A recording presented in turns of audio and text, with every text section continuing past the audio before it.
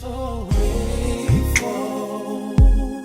I'm so thankful. 'Cause I was in my sins, couldn't get out. Yeah. Then he sent his son to bring me out. I'm so grateful, yeah. I'm so thankful. I was in my sin, and I couldn't get out. Oh yeah. Then he sent his son to bring me out. I was headed for destruction, and I know it, but I'm so glad, yeah. Yeah. I put the bright light on me. Yes, sir. And, some of us brothers be a little too dark for the camera. Just trying a little light on the subject. But, yeah. But, yeah, that's what they call us back in the wood, Nigers. That's all right. But it's definitely a pleasure to stand before you and present the Word of God this Sabbath to those that will be viewing via YouTube and those that are online now. We definitely thank you, and make sure you get your pen and your paper out for this one. Today we're going to deal with Israel, the chosen, forsaken, and redeemed. Now this is a fairly simple class. As you read the Bible, you seem to find that you can't get away from Israel. Israel picked itself up after Jacob, Abraham, Isaac, and then Jacob. And Jacob, the Lord changed his name to Israel. Jacob had 12 sons, and from these 12 sons, we get people like David and Samson, and we get people like Solomon, and we even get some evil people on that list, but then we get Jesus and John the Baptist. These people came from the loins of Abraham, Isaac, and Jacob. And so did many of us today. And part of the thing that's taking place in this world is that, nobody told us this. You grow up, you go to church, they tell you about God, and they tell you, you got to believe on the Lord with all your heart. But they never really explain to you that in order for you to get salvation, you got to walk in the footsteps of these people that we read to be Israelites. Even when we take it all the way down to the last days, to the final days, we see the Lord using numbers like, I'm going to take 144,000 of the tribe of, Israel. And, I'm going to put the names of the disciples on the 12 gates. And, so he's still staying within the confines of Israel. And although we got a short class today, or I should say a simple class, scriptures that many of us are familiar with, we're going to really be able to kind of see, what the Lord is doing with why he chose Israel. I know last week we dealt with him with the priests and the preachers, and how, Israel was the priest of the world, and so on and so forth. So we're going to kind of stay in that same lane, and yeah, it is Black History Month, so I did kind of figure, well, what the heck. I really don't like doing Israelite classes, because it's just, from the outside looking in, a lot of times people, they over there talking about they Israel, like that's all the Bible or something. And no, that's not all the Bible. And yes, I will introduce you to that aspect of it, and I need to at some point. And so since they have given us a Black History Month, then I'm sure, and Nate pretty quick on getting these classes out there. So, I'm like, man, I might as well go ahead, put my little foot in the fire with it. So, at any rate, we're going to go ahead, but we're going to pick this up in Genesis 9, because my daughter been asking me all week about, who is the Gentile and how do we, she's been trying to figure it out. So I told her, well, because at first I was going to do the history of man, but that ended up being 4 classes in one. So I was like, yeah, I'm going to have to figure out a new way to do that, because that's a bit, in my brain it's a whole lot. So I didn't want to try to put all that into 2 hours. So, but this is a piece of it anyway. And we're going to start this off at Noah, because everybody knows that for the most part, everybody knows from Adam to Eve, and then, they know Cain to Abel. Everybody know Cain killed his brother Abel. Then there was another son. Adam and Eve had another son. His name was Seth. And from Seth, we get people like Enoch and Methuselah. And then next thing you know, and I'm just giving you the familiar names, we run up to a guy named Noah. So Noah found grace in the eyes of the Lord, and he's the one who, built the ark. They're about to make a good movie based off of him in a minute. And, yeah, she's funny. She tried to conversate with us. She's like, I feel you, brother. I feel you. Like, I ain't mad at you, sister. But she gonna know the word, right? Surprise. She gonna be. I'm like, man, look here, y'all need to come get y'all daughter, man.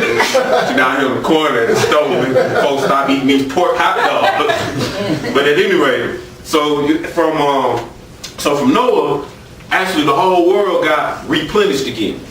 Or the whole world really, Noah is the father of everybody. All right? And then Noah had 3 sons. And that's really where we all come from. You come from one of these 3 sons. We are able to pinpoint ourselves back to one of these 3, whether it be Ham, whether it be Japheth, or whether it be Shem. All right, so we're going to look at those sons, and we're going to look at this a little bit as we go into Israel being the chosen. And then we're going to also see that Israel was forsaken, or had been doing the forsaken, but then we're going to find out that Israel is going to be redeemed. So we're going to pick this up again at Genesis chapter 9. Let's start this off at verse 18 and 19. Verse 18 and 19. When you get there, go ahead and read. And the sons of Noah that went forth of the ark were Shem and Ham and Japheth. And Ham is the father of Canaan. Okay, go ahead. These are the 3 sons of Noah, and of them was the whole earth overspread. All right, now understand something. The book of Genesis, Exodus, Leviticus, and Deuteronomy. These were books, like for example, Genesis was written after it all took place. Moses is the one who wrote Genesis. He comes years later. So he's getting the story from God, in fact, and he's telling the story to the children of Israel. So he goes here in verse 19, he says, these are the 3 sons of Noah, and of them was the whole earth overspread. So that means these 3 spread out. By this time when Moses got this, Moses already, he done seen, Ham definitely, Shem definitely. And we're going to show you in this class, actually, where the Gentile went. So let's go over to Genesis chapter 10, and we're going to dig and we're going to work. So we pick it up in Genesis chapter 10 and start at verse 1. You get there, go ahead and read. Now these are the generations of the sons of Noah, Shem, Ham, and Japheth, and unto them were sons born All after right, the so flood. now we about to start breaking down each son and their sons. And I've actually taken the liberty to find a couple of them in this Moody's Atlas of the Bible lands. So as we go through them, we're going to try to find them in here, and I'm going to give you the page number or whatnot, or where we found it. And we're going to just, we're going to learn a little bit. And this is going all the way back to, from these people is the start of everybody. So go ahead. The sons of Japheth, Gomer, Magog, Media, Javan, and Tubal, and Meshach, and Tyrus. And the sons of Gomer, Ashkenaz, and Repha, and Tegamar. And the sons of Javan, Elisha, and Tarshish, Kittim, and Dodanim. By these were the isles of the Gentiles. Okay. So now notice what he just said as he was reading that. He said, by these were the isles of the Gentiles. Go ahead, keep going. Divided in their lands. Everyone after his tongues and after their families and their nations. Now, we see a few things when we look at that verse. I'm sorry, I lost the verse. Verse 5. When we look at that verse 5. First of all, it said everybody was divided in their land, everyone after his tongue, after his family, and his nation. Now, by the time we get to verse 5, the Tower of Babel, which many of us know about, is when the Lord confounded the language, has taken place already. We're going to see that when we get into Ham's genealogy, exactly what generation that took place in. And from there, at the Tower of Babel, the Lord decided to spread everybody out. All right? Now, what we learn, and we're going to look at, well, before we get there, we're going to look at a couple of these nations that we saw in here. It said in verse 2, we had Gomer, Magog, Media, Javan, Tubal, Meshach, and Tyre. Now, I'm reading again from the Moody's Atlas of the Bible, and this is Moody's Press, and it's page 79, and I'm under the Table of Nations. Okay, so this is just a little reference book, to help us get an idea. Okay, so it says Gomer mentioned in cuneiform sources as Gemeria, and in classical texts as Cimmeria. According to the Greek historian Herodotus, they were displaced by the Scythians and eventually settled in the areas of Van after being defeated by the Assyrian monarch. All right, now we're getting that, and I know most of that stuff sounded like gibberish, but what we're gonna find out is most of the sons of most of the sons of Japheth moved north. You know, when you start, and we got a little map that I'm gonna walk around and kind of let you see where we talking about, because it's gonna show, once we read Ham, it's gonna show you where everybody went. But Ham, which we're gonna get to next, most of his people moved south. And when we talking about south, we talking about from the Fertile Crescent. We talking about from where civilization started according to the historians. They tell you the civilization started between the Euphrates and the Tigris River, which is in the Middle East, which is where Saddam Hussein was. You know, this is where civilization really took its origin from. And like I said, we got a little map here, so we're gonna look at that in a minute. But we're gonna catch a couple of these other names in here. Javan. Now we found Javan in verse 2, and it says here Javan probably refers to the Ionian Greeks of the coast of Asia Minor. The name occurs frequently in cuneiform literature from the 8th century BC and designated to the Greeks. So that Javan is a name that's designated to the Greeks. So when you read in Japheth, know, if you don't know nobody else right now, know that you can find, because some of these nations, you know, because of the way linguistics work, it's hard to really go all the way back to exactly which son was who. But we know one thing, we can take this Javan all the way back to the Greeks. And we can also deal with Media, and we can take them back to, and the Medes, the kingdom of the Medes, we can take them to your Iranians. Okay, but don't get your Iranians mixed up with your Arabs, because they sit there together. That's another story. All right, so let's go. So basically the main point we pulled out so far is that Javan is your Greeks. All right, now let's go ahead and keep reading here. We're going to find out about your next son. Your next son is Ham. So go ahead. Verse 6. Mm-hmm. And the sons of Ham, Cush, Mizraim, Phut, and Canaan. And the sons of Cush, Seba, and Havilah, and Sabta, and Ramoth, and Sabtachah. Mm-hmm. And the sons of Ramoth, Sheba, and Dedan. And Cush begot Nimrod. He began to be mighty. He began to be a mighty one in the earth. Go ahead. He was a mighty hunter before the Lord. Wherefore it is said, even as Nimrod, the mighty hunter before the Lord. Mm-hmm. And the beginning of his kingdom was Babel. So really, this is the first Babylon that we know about. It's with Nimrod. And Nimrod comes from the sons of Ham. And keep reading. Read to finish that verse. And Erech and Akkad and Calneh in the land of Shinar. And Shinar is actually the land that is where Babylon was. All right, so we're going, in this map, you got to kind of know geography a little bit to know this, to understand this map. And I really meant to bring my globe, but I didn't, sorry. But we're going to kind of let you see a little bit here. This is where Egypt is. I'm going to walk back there so you can take a look at it too. This is where Egypt is. This is the Nile River. And what you got going on, this is what we call the Middle East, the Tigris Euphrates River. This is where the wilderness would have been. All right, so I'm gonna let you take a look at that a little bit. That's the Nile River. This is what the Fertile Crescent is, the Tigris Euphrates River. All right, and we talking about Africa. This is what we talking about. All this up here would be considered northeast Africa. Egypt is right here. It's the Nile River. Children of Israel went up in that way. This is the Tigris Euphrates River. Okay, that Tigris Euphrates River. In between those two rivers is where you got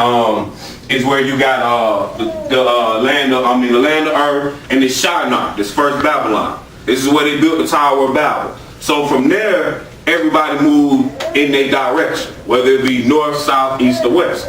So now we're looking at Ham, okay? And we got some. We stopped at Ham at verse 10. And I want you to skip down to verse 13. Skip down to verse 13 with him. Mizraim begot Ludam and Anamim and Leahadam and Nephilim. All right, that's good. So now Ham, and then skip down to verse 20. These are the sons of Ham, after their families, after their tongues, in their countries and in their nations. Okay, so now we're going to do, again, we back at the Moody's Atlas of the Bible Lands. And again, this is just a reference book showing you, it's going, you know, showing you a map of the Bibles and the people who stayed there. Okay, now we're going to deal with Ham. Cush is the land of Nubia. And Nubia is some, you know, we familiarize that with black people, like Nubians. And, you know, we are, that's kind of commonly known, all right? But then we got, let's see here, Mizraim, the land of Egypt. So Mizraim, when you read Mizraim, that's Egypt. So when you go later on in the book of Genesis, you get to your last chapter of Genesis, you're going to see that the people were called, then they were called Egyptians, and then you're going to see them throw that word Mizraim right in behind it. You know, this is who you're dealing with here when you start talking about Ham. Okay, you got the Egyptians, then you also got the Ethiopians. And the Ethiopians, I think we got those were the, I want to say the Cushites, but don't quote me on that right now. Cause I just read it in here. What's that? Yeah, I think so too. But it's in here, but it's not really that relevant. This is what's most relevant about that. Ham. Now we in the Compact Bible Dictionary. That's what we're reading out of, okay? So far we've seen Japheth. And we see that Japheth, one of his sons is the Greeks. Everybody know the Greeks are white. Alright? Like, we're not going to argue about what color they are. Alright? But now we're going to look at Ham. And this is Zondervan's Compact Dictionary, and I'm on page 213 under Ham. Ham, the youngest son of Noah, probably about 96 years before the flood, and one of the 8 persons to live through the flood. He became the progenitors of the dark races, not the Negro. See that? Mm-hmm. Said he became the progenitor of the dark races, not the Negro. I want to make sure we had another witness so that I wouldn't be like tricking y'all and putting that in there. See, and what I told my daughter was, every Israelite is black, but not all blacks are Israelites. Just like every Italian or every Greek is white, but not all whites are Greeks. And nobody has a problem comprehending that. But we got to find out, because we just read that Ham, it said that Ham is the progenitor of the dark race, but not the Negro. See, the Negro come from Abraham, Isaac, and Jacob. We're not going to get too in depth with that class. I'm sure we're going to cover that, you know, as some, you know, proving that the children of Israel is the dark race of people. But I'm just showing you here that Ham is not the Negro. We the Negro, y'all. Like, that's what we are. Like, they called us that. They called us more than just Negro. They called us nigger and nigger baby and all that other crazy stuff. But that's us, though. Okay, you're cool. Right, and you can get into the book in Deuteronomy 28, and you'll understand that, you know, this was prophesied that we were going to be called bywords and proverbs, even out of the old Bible dictionary. Because we are not the Negro. We are the children of Israel. You know, so even that's a byword. It might be a politer one, you know, politer scientific one. So at any rate, as we look at the 3 sons, we got Japheth, and we found in the history book that his son was Javan, or the Greeks. All right. Then we also found in the history book, we found Ham, and his son was the Egyptian. We saw Mizraim. We found that in the history book, actually on page is under the Table of Nations, and this is page 79 that we found that on. Okay, showed you that Mizraim is the Egyptians out of the Moody's Atlas of the Bible. Okay, now let's continue. Then we went and saw our other resource book here, Compact Bible Dictionary. Compact meaning they could have made a bigger one, an unabridged one. So this is one that I can travel with. Compact Bible Dictionary. Don't mean that it's short version to the point where it's not giving me good information. But we see there it says that Ham, they dark people, they African people, they Ethiopians, and most of your Hamites, according to your map here, when you see the sons, again, we got this the Nile River, and we got Cush and Dedan. We got them people going south, Mizraim, we got them people going south. But then we got north, We got Magog. This is over here. This is like Greek, and it's Italy. That's the little boot for those that know, a little bit about geography. That's Greek right there. Again, and we know this going up north. Ashkenaz, Rephaim, Tubal, Magog. This is north on your map, and these are where your Gentiles went to. Nah, north and south. That's where Ham went north. Ham went south, and the Gentile went north.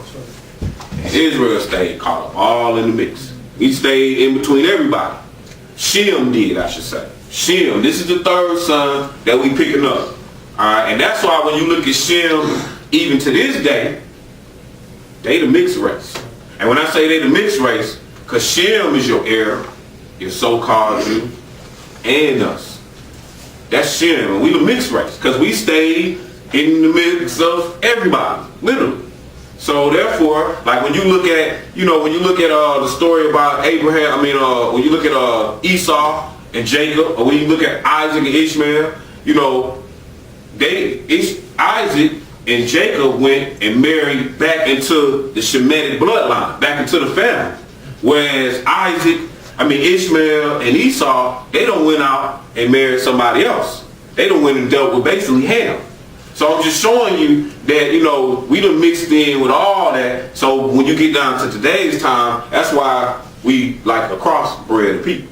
Like literally, that's what Israel, that's what even Esau, your so-called Jew, even your Arab, they like a mix between the white and the black. Not to just make it sound so weird, but that's what really happened. The Gentile went north, and that's why when you look, Gentile got Europe, they got Russia, they got China, they got what's north. The middle is that Middle East, and everything south of that Middle East is Africa, and that's what Ham got. America don't count. Australia, none of that count. We wasn't even in existence at this time. These countries over here. We dealing with the center of the world, and Shem played the middle. And it's the reason why Shem played the middle. We're going to get there in a minute. So let's read a little bit about Shem first, and then we're going to see why Shem stayed in the middle of everybody. So let's go over to Genesis chapter 11 and pick this up in verse 10. So we picked up two of the sons, and we identified through history, Egyptians go with Ham, the Greeks go with Japheth, and now we're going to find the Shemitic people here. And we're going to find how the Shemitic people run all the way down to Abraham, from Shem to Abraham. So pick it up at verse 10. Genesis 11 and verse 10. Go ahead. These are the generations of Shem. Shem was 100 years old and begat Arphaxad. That's cool. 2 years after the flood. Shem lived after he begot Arphaxad 500 years and begot sons and daughters. And Arphaxad lived 530 years and begot Selah. You go ahead. And Arphaxad lived after he begot Selah 403 years and begot sons and daughters. I ain't gonna make you read all of it. Skip down to verse 25. We know we still staying inside this line. You got, we take it all the way through on your own time, but I'm not gonna make them read all these names. Go ahead.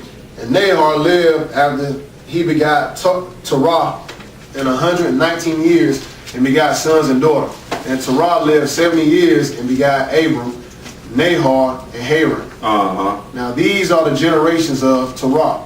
Terah begot Abram, Nahor, and Haran begot Lot. All right, that's good. So these from Shem, this is Shem's bloodline, and we see that Terah, he begot Abram, which later became Abraham, and Haran, and actually Haran is the father of Lot.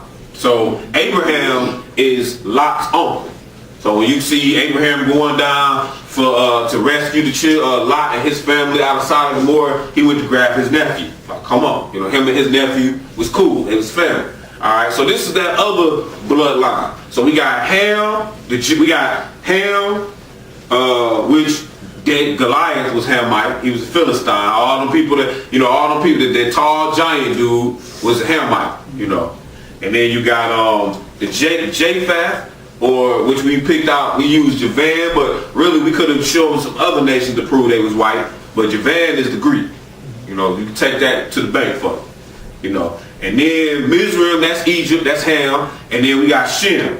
And Shem, I told you, when you check history out, they played the middle. Let's go to Deuteronomy chapter 32. Shem played the middle. And when I say Shem, because we find that from Shem's bloodline, we can take that all the way down to Abraham. And once you get to Abraham, now you got the covenant. Now you got the promises. You got Abraham, Isaac, Jacob. And from Jacob do you get us. Alright? And the class again today is Israel, the chosen, forsaken, and redeemed. So right now we just building a little foundation to show you Israel. That's all. We just to show you where Israel came from. Israel came from Shem. Alright? Deuteronomy 32 and pick this up at verse 8.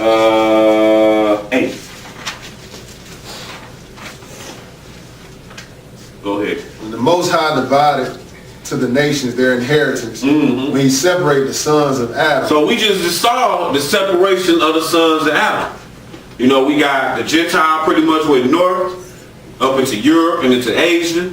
The Hamite went south, and Shem pretty much stayed in between. Okay? So he said, when the Most High divided the nations their inheritance, when he separated the sons of Adam, go ahead. He set the bounds of the people according to the number of the children of Israel. Oh, so he had a plan for this. That's why Shem didn't just go shoot off to the far east somewhere, and the Gentiles shoot far north, and because Shem, or the children of Israel, had to be intertwined with the rest of the world. Let's go find out why. Let's go to Exodus chapter 19. We're going to find out why. So this is what Israel was supposed to do. They were supposed to be mixed in with everybody. Alright? So one way or the other it was going to happen. Whether we liked it or not. We could have sat in the middle and stayed there. Or we could have lost the middle and get dispersed amongst everybody, which is what ended up happening. See, understand that when you look on the map and you look at where Jerusalem sits, you're talking about the middle of the world. Now, see, you gotta remember, I don't count the United States. This is a made country, 500 years ago. When they got here, it was just some Indians here and they were savages at the time. You know, they was just living off the land. And really the Indians, if you really want to know, they came from Alaska. You know, they came down. That's how they got here. They ain't nothing but Gentiles that came down. And then next thing you know, and by the time they got down to the central part of America, your Spaniards came over there and mated with them, and that's how you end up getting your Mexican. Them two different breeds of Gentiles. That's all that is. But you know, at any rate, that's a whole nother, like I said, we can do the history of man later. But what I'm trying to get you to understand is Israel, since we didn't want to stay in the middle of the world, which was the Middle East, which is Jerusalem, and the way we was going to stay there was keep the commandments, then everybody could have been coming to Jerusalem, and because we would have been in the center of everybody. They're like, oh, well, I'm going to kick you out this land. And now you're going to have to sit in here with everybody else. But we're going to get to that. So he said in at Deuteronomy 32 and 8, he said when the Lord divided, you know, the sons of Adam, he did it, and he moved Israel, made sure they was all, you know, he divided them according to Israel. And this is why. Exodus 19, and let's pick this up at verse 3. Exodus 19 and 3. Moses went up unto God, and the Lord called unto him out of the mount, saying, Thus shalt thou say to the house of Jacob, and tell the children of Israel, Ye have seen what I did unto the Egyptians, and how I bare you on eagle's wings, and brought you unto myself. Now therefore, if ye will obey my voice, indeed, and keep my covenant, then ye shall be a peculiar treasure unto me above all people. Okay, so notice what he's saying. He's saying, now we done found all these different nations, Shem, Ham, Japheth. And he said, but if you keep, he talking to the children of Israel, he's telling them, if you keep my covenant, then I will make you a peculiar treasure unto me above all people, for all the earth is his. So he said, I'm going to take one group of people from out of all the sons of Noah and make them special. Go ahead, where are you at? Verse 6. Go ahead. And ye shall be unto me a kingdom of priests, and an holy nation.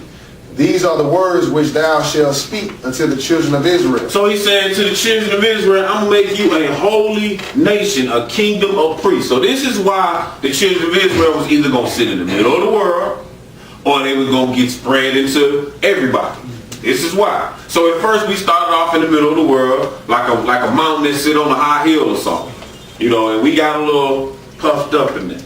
But at any rate, let's go on over to Deuteronomy chapter 7. Deuteronomy chapter 7. We're going to look at the Lord choosing Israel before we get into him forsaking them. And like I said, you know, this is truly black history. You know, this is truly your history. This is your people. For those of you that are as the dictionary said, Negroid descent. You know what I'm saying? As the dictionary called it. You know, this is your history here. Because you're not African history. You know what I'm saying? Like, you can't trace your heritage back to any group of people. You're not Nigerian. You know, you're not from Zimbabwe, or you're not Kenyan. You know, like our president, you know, he can tell you, I think he was from Kenya. Yeah, he can tell you that. Right, so, you know, why us Americans can't tell you where we from over there? Because we not from over there. That's the problem. You know, if you go do your homework on history, you find out that, you know, the children of Israel went from being around Egypt, which is on the east side of Africa, and as Egypt got destroyed, and as the Gentiles took over the world, we ran further west. But we were only just slaves. We left our own land. These folks wasn't just going to give you their land. You know, it's like you wouldn't let somebody just take your house if they traveling through time. That's the same concept. So next thing you know, we on the west side of Africa as slaves or as workers, as servants. And next thing you know, here comes somebody with guns and horses. And, you know, like, hey, I'll give you this for them. What you gonna say? Sure. You know what I mean? Like, you mean tell me this horse can pull these carts and I can ride this horse, and all you do is, I gotta feed you. So I'll just make the trade. There we have slave trade. So at any rate, Deuteronomy chapter 7. And let's pick this up at verse 6. Go ahead. Thou art a holy people unto the Lord thy God. The Lord thy God hath chosen thee to be a special people unto him. Still talking to Israel. Go ahead. Above all people that are upon the face of the earth. This is not about just being racist though. You know, a lot of people take the Hebrew Israelite and feel like, especially what happened down there in Florida, that, you know, the Hebrew Israelites, or what you might see on the internet, we hate the white man. So this ain't, no, first of all, I don't hate nobody. You know, you can't hate the white man to get into the kingdom. So that's going to be a problem. You know, your job is to teach the white man. Your job is to teach the African. Your job is to teach the whole world. That's the point. He said, for thou art a holy people unto the Lord thy God, and the Lord thy God hath chosen thee to be a special people unto himself above all people that are upon the face of the earth. I didn't write this. So he just chose a nation, said, I'm going to make you above everybody else. This is who you're supposed to be getting your word of God from. So when you start looking at your Catholics, if they didn't get the word of God from these people, then they is wrong. And if the Catholics is wrong, then so is your Baptists, your Methodists, your Mormons, and everybody else, because they branched off and came from that. But verse 7, go ahead. The Lord did not set his love upon you, nor chose you, because you were more in number than any people. For you were the fewest of all people. Go ahead. But because the Lord loved you, and because you would keep the oath which he had sworn unto your fathers, hath the Lord brought you out with a mighty hand, and redeemed you out of the house of bondmen, from the hand of Pharaoh, king of Egypt. Mm-hmm. Now therefore that the Lord thy God, he is God, the faithful God, which keep covenant and mercy with them that love him and keep his commandments to 1,000 generations, and repay them that hate him to their face, to destroy them. He will not be slack to them that hate him. He will repay him to his face. That's good. Let's go back over to Deuteronomy 32. So he choosing this people. And that's a part of this class, that Israel is the chosen. You know, and like I said, you know, we're not getting into too much detail of breaking down who Israel is, although we are going to run across some scriptures that's going to just really let you see that it's got to be you. But, you know, there are classes, and I don't know if anybody had an opportunity to hear Bowie, but Bowie broke it down this morning. You know, I was going to run out those still here. But, you know, Bowie breaks it down a lot. He breaks down how, you know, The part I was listening to was how Joseph was up in Pharaoh's house. You know, everybody know about Joseph getting sold into slavery. Heck, they got a movie on Netflix about it if you don't know.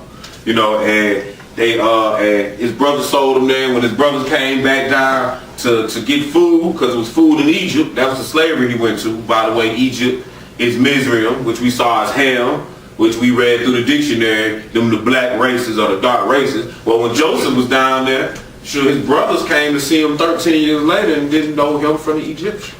They looked just alike. If this would have been a white man there, they would have known, they would have been white, Joseph would have been white, around a whole bunch of black people, they would have been able to identify that.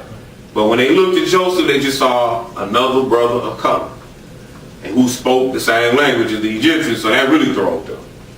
So, because after 13 years, you be somewhere, you'll learn that language if you want to. All right, so let's go back to Deuteronomy 32, and let's pick this back up at verse 8. Go ahead. When the Most High divided to the nations their inheritance, when he separated the sons of Adam, he set the bounds of the people according to the number of the children of Israel. Go ahead. For the Lord's portion is his people. Jacob is the lot of his inheritance. Go ahead. He found him in a desert land and in the waste howling wilderness. He led him about. He instructed him. He kept him as the apple of his eye. So he's talking about when he grabbed the children of Israel out of Egypt.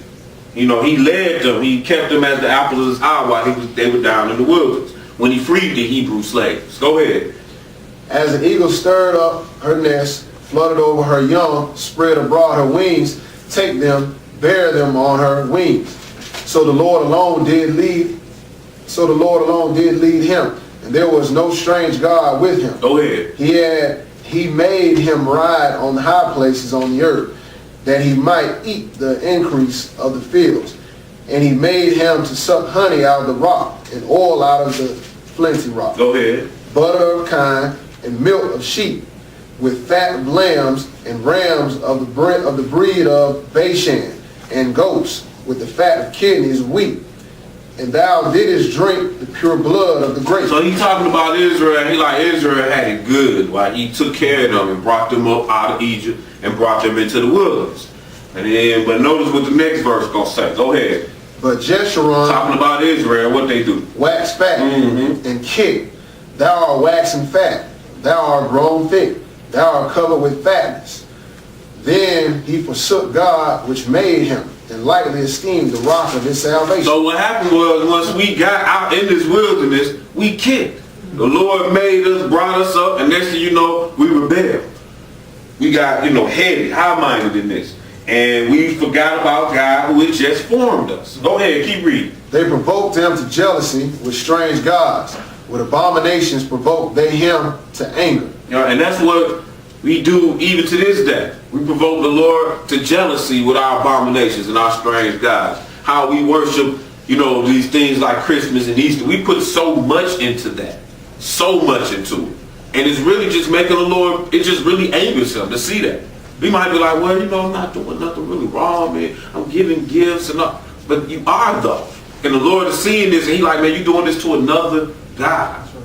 Like, that really pisses the Lord, that makes him angry. That's what it says. And go ahead, keep reading. They sacrifice unto devils, not to God. To gods whom they have knew not. To new gods that came newly up, whom your fathers feared not. And you can only do one of the two. You see how you call these new guys we was dealing with, that we dealing with now, who our fathers didn't know. He's like, but basically you're going to do one of the two. You either sacrifice to God or you sacrifice to devils. Bottom line. Go ahead. Of the rock that begot thee, Jesus is that rock, but go ahead. Thou art unmindful, and hast forgotten God that formed thee. Even to this day, we don't have a clue about this. This sounds space age, this sounds weird to people when you just want to just say, read this. You gotta have to really talk them through this to get them to understand what's taking place. But keep reading them. And when the Lord saw it, he abhorred them because of the provoking of his sons and of his daughters. And he said, I will hide my face from them. So then the Lord said, I'm going to hide my face from this children of Israel. Because I was walking with them, was amongst them. I was God to them. I created them, made these people great. I sat amongst kings with them. I talked and communed with different kings with them. But they still kicked. So it's like, I'm going to hide my face from this children. But go ahead, keep reading. I will see what their end shall be. Right, he said when it's all said and done, we'll see what their end gonna be. Go ahead. For they are a very froward generation, children in whom is no faith. They have moved me to jealousy with that which is not God. They have provoked me to anger with their vanities, and I will move them to jealousy with those which are not a people. I will provoke them to anger with a foolish nation. For a fire is kindled in my anger, and shall burn into the lowest hell, and shall consume the earth with her increase, and set on fire the foundations of the mountains. Let's skip down to verse, let's skip on over to verse 25. So the Lord he just landed, it's really prophecy we reading here. You know, like we kicked, so the Lord was like, hey, I'm going to get rid of this nation and provoke them to jealousy with foolish nations. Like what we got over us now, foolish nations. And like all we can do is just want. That's all, like we want. We just want better. We want better for our kids. You know, that's really how we talk. Like the Gentile, you know, like they pretty much, when they establish their life, you know, they setting up a company or business for their sons. When it comes to us, we want better for our kids. You know, that's a type of jealousy. You know, it's just implanted in us. That we try, you know, the Lord did this though. That's the bottom line. But let's skip over to verse 25. The sword without and terror within shall destroy both the young man and the virgin, the suckling also with the man of gray hair. Go ahead. I said, I would scatter them into corners. I would make the remembrance of them to cease from among men. He said, I'm going to scatter these people. So remember, I was showing you at the beginning here that we was in the center. And everybody was around us. We was in Jerusalem, what we know today as the Middle East. The middle of that Europe, Asia, and Africa. He said, but now I'm going to scatter you to corners. And he said, I will scatter them into corners, and I will make the remembrance of them to cease from among men. That's why somebody else carries the title Jew. And we carry the title Afro-American. And we got Black history. Neither one of those, we haven't named the people yet. Man, we just named Afro as in African, that's a country. American, that's another country. And Black is just a color, which we know is a whole bunch of black people, and the majority of them are not Israelites. That's the funny thing. It's more Hamite blacks than Israelite blacks. So, I mean, that's just all wrong. But like you just said, I will make the remembrance of them to cease from among men. Go ahead. Were it not that I feared the wrath of the enemy, lest their adversaries should behave themselves strangely, and lest they should say, our hand is high, and the Lord have not done all this. Go ahead. For they are a nation void of counsel, neither is there any understanding. And that's what we are. Just like I was looking this week, talking about Beyonce at the Wars, right? Me and my wife watched it. You know, and I'm telling my wife, I don't want to watch this. It's another man's wife. Just being straight up, I don't want to see her up here dancing like this. So, you know, but we kind of look at it, you know, because we can believe it, but you know, it's just nasty. It's really what it is, right? So, you know, because we got some understanding, that's how we see it. So I go on Facebook and I see this one sister put up there, well, at least she was up there with her husband. Like, really? Like, okay, well, we ain't supposed to prostitute our daughters. That's what but notice what we just read here. It said, for they are a nation void of counsel. Neither is there any understanding in them. There's no way you should just justify what she did. She half naked. Like, there's no way I let my wife get on stage. I don't care if I'm up there and there's 4 dudes with their back turned to her around her. We ain't getting up there like that. You see what I'm saying? Because we got some understanding. But we a nation void of understanding. That's why we got all these crazy, y'all ain't seen it like I seen it. But you know, when I say it, I say, cause like YouTube done picked up this whole little vibe now of these homosexuality shows. Like what? I'm like, what the heck? Where the heck these come from? Black people, y'all. It's little black films. I'm like, straight up. You know, but this is what we are now. We are a nation void of counsel, and there's no understanding in us. But go ahead, verse 29. Oh, that they were wise, that they understood this, that they would consider their latter end. Yeah, he was like, only if the children of Israel would have been wise and would understood what was going to take place in the latter day. So we would understand our latter end. Because it's destruction. It's going to get so bad that it's going to be called the time of Jacob's trouble. See, Israel just got this, us Israel, got this notion that the black man going to really be trying to take the mark. But it's the time of Jacob's trouble, though. See, look at it, I've known since I was a kid, don't take the mark. But if times get hard on the white man, who do you think they squeeze on first? Times get hard on us too. You see, that's why when you read Daniel, it say that there's going to be people here losing their head. Now you're going to have your group that done went to the wilderness. Pretty much you know about it. But then it said those who still know their God was going to be here. So that's just something to think about. Israel ain't going to just be running around. Now I'm not saying that there ain't going to be no Hebrews taking a mark. But I'm just saying Israel not going to just be running around taking a mark. It's not going to be that simple. You got to realize when the Lord come back, he come back to gather the children of Israel. Not the ones that took no mark. You know, so then put your mind on, it says it's harder for the rich to get into the kingdom of heaven. Israel, a poor nation. I hope you don't think that you make 60 grand a year that you close to rich. You're far from rich. You still basically living paycheck to paycheck, whether you believe it or not. You know, so I'm just saying, you know what I'm saying? We on the bottom. We are the worker. And that's what we'll be, but we'll be just fine. In the super end, we're going to see that in this class. So at any rate, let's go on over to Judges chapter 2. Judges chapter 2. Only we would have paid attention to this prophecy. This came before we did. I'm reading to you about how we acted, but that really was before we started acting like that. But you know, while we was down in the wilderness, I mean, soon Moses go up to talk to the Lord, we make a golden calf. You know what I'm saying? Like, dang, I mean, he ain't even up there 40 days. We talking about, he ain't even going money.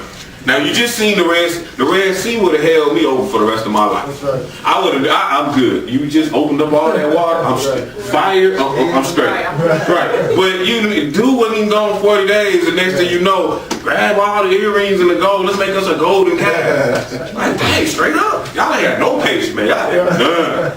Cause I would have been like Joshua. I'm going to the bottom of this mountain. I'm gonna wait on Moses to come back. Cause y'all tripping. Right, you know. But anyway, Judges chapter 2, and we're gonna pick this up at verse 1. And again, we're dealing with Israel, the chosen, forsaken, and redeemed. And that's how it will happen. The Lord chose the children of Israel, but we had an option. God don't make robots. He gives everybody a choice. He gave Adam and Eve a choice. He gives the nation a choice. You're going to do it my way. But the thing about it is, with the children of Israel, because he chose this nation and they made the choice of serving other gods, they get their head beat. It's just like when I go outside with my kids and I see the little boy next door, you know, he rolling in the snow the other day. I'm just telling him, get up out the snow. When I see my son getting in that snow, boy, if you don't get your butt out that snow, that's a whole different to me because you mine. I done chose you. So that's the same thing with the children of Israel. The Lord done chose us. So when you see the Gentile worship other gods, he just tell the Gentile, y'all don't need to do that. But when you see Israel worship other gods, I told you not to do that. And there's going to be a more severe punishment. And that's why we living in this situation. So at any rate, Judges chapter 2, and we're going to pick this up at verse 1. When you get there, go ahead and read. And an angel of the Lord came up from Gilgal to Bochim and said, I made you to go up out of Egypt. So the Lord made the children of Israel come up out of Egypt, but you know, the angels worked for him. So either way, whether he talking for the Lord or whether this was the angel that was working for him, it don't matter. You know, this is the God team. Alright? So an angel of the Lord came from Gilgal to Bochim and said, I made you go up out of Egypt. Go ahead. And have brought you into the land which I swear unto your fathers. And I said, I will never break my covenant with you. Oh, that's deep. Go ahead. And ye shall make no league with the inhabitants of this land. So he's telling the children of Israel, don't make no agreements with the Hamites. Some more Hamites, when they came into the land of what is now present-day Palestine, When they went up into that land, Ham was in there. And the Lord was taking them, getting them out of there. He said, I don't want you to make no agreements with these people. Don't make no leagues with them. Go ahead. Ye shall throw down their altars, but ye have not obeyed my voice. Why have you done this? See, what people don't understand is the first group or son of Noah to really rule this world was Nimrod and Ham. And then we got even all the way to go in your history books, you find about the Hammurabi Codes, which was a law that's similar, quite similar to what we got today. And it's a pretty good law, but that was another son of Ham. All the way moving towards your Egyptians. Ham ruled the world first, but Ham gave us all this idolatry.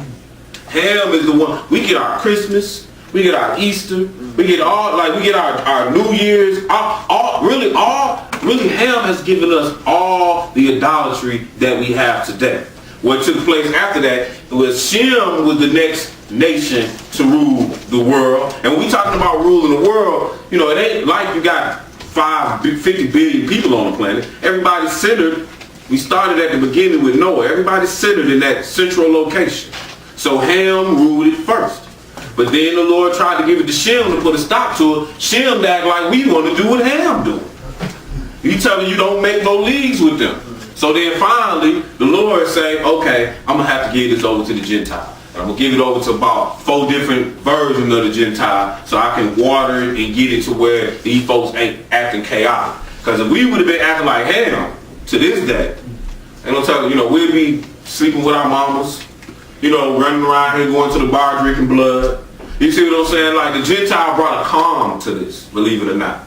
They brought an order to this, believe it or not. They took away the worship of the many gods. The worship of walking around here, and just seeing the God on every corner in plain sight. It's still there, but I'm just saying the Gentile played their role in this. And if you pay attention to your studies, you'll see the Lord even called Nebuchadnezzar his servant. So it's just something to think about. But at any rate, back into this. He said, verse 2, Judges chapter 2, and ye shall make no league with the inhabitants of this land. You should throw down their altars, but ye have not obeyed my voice. Why have you not done this? Go ahead. Wherefore I also said, I will not drive them out from before you, but they shall be as thorns in your sides, and their God shall be a snare unto you. Talking about these Hamite nations that's with the children of Israel. He said, since you didn't get them out, they're going to bug you the whole time you in this land. That's what was going on with Samson. Them was these nations, these Philistines. And, he had to battle against them. That's what David and Goliath. That there was a constant war in your land instead of the peace that was promised to you. Because you didn't do what you were supposed to do. Go ahead. And it came to pass, when the angel of the Lord spake these words unto all the children of Israel, that the people lifted up their voice and wept. Yeah, that was sad. Let's skip down to verse 8. And Joshua the son of Nun, the servant of the Lord, died, being 110 years old. So Joshua is who ruled after Moses. Moses took the children of Israel out of the land, and then Joshua was a good dude. He's one of the spies who was encouraged to go down there and take the land. He was the next to rule. Now he dies. Go ahead. And they buried him in the border of his inheritance in Timnath-Heres, in the mount of Ephraim, on the north side of the hill of Gash.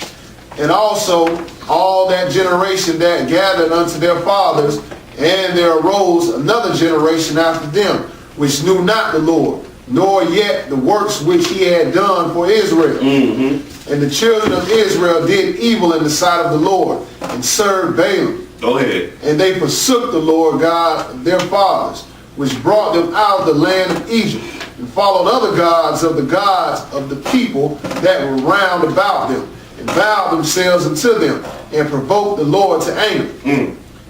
And they forsook the Lord, and served Baal and Ashtaroth. So we forsook the Lord, and we started serving the God of Easter and the God of the sun worship. That's what he just said right there in verse 13. But go ahead.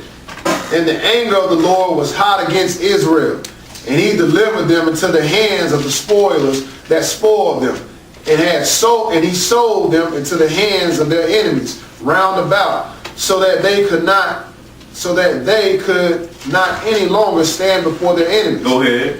Whithersoever they went out, the hand of the Lord was against them for evil, as the Lord had said, and as the Lord had sworn unto them, and they were greatly distressed. Go ahead.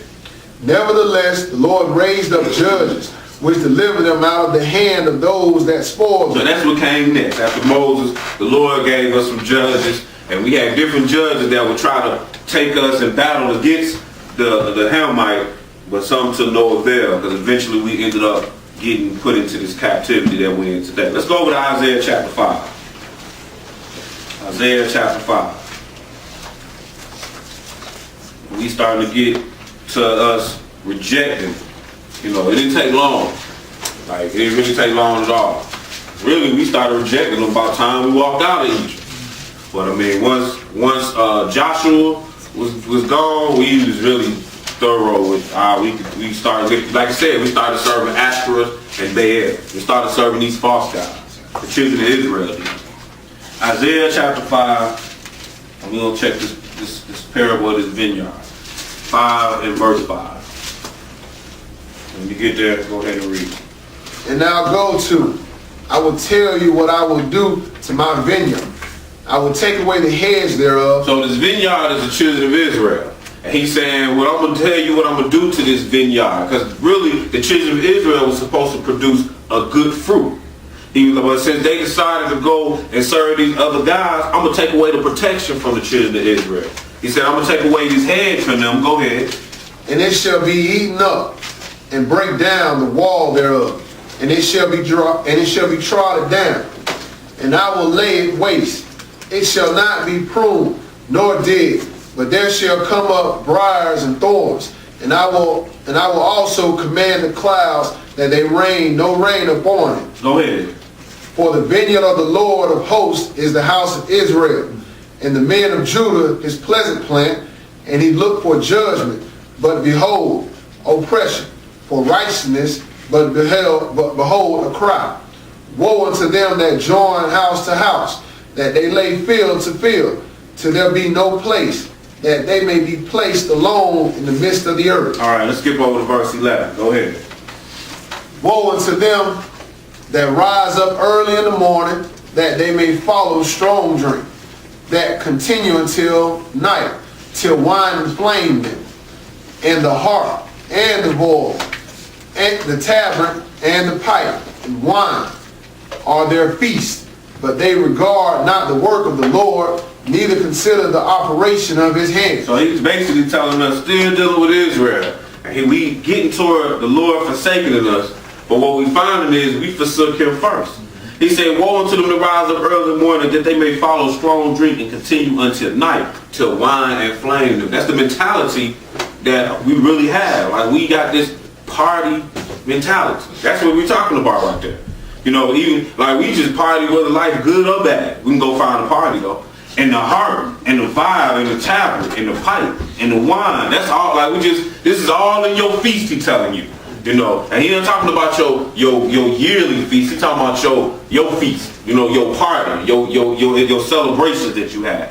He said, but you don't regard the work of the Lord. Neither are you considering the operate what he doing. Like in all this, we ain't considering.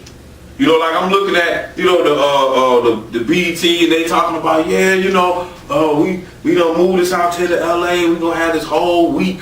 Nah. You know, we just gonna party.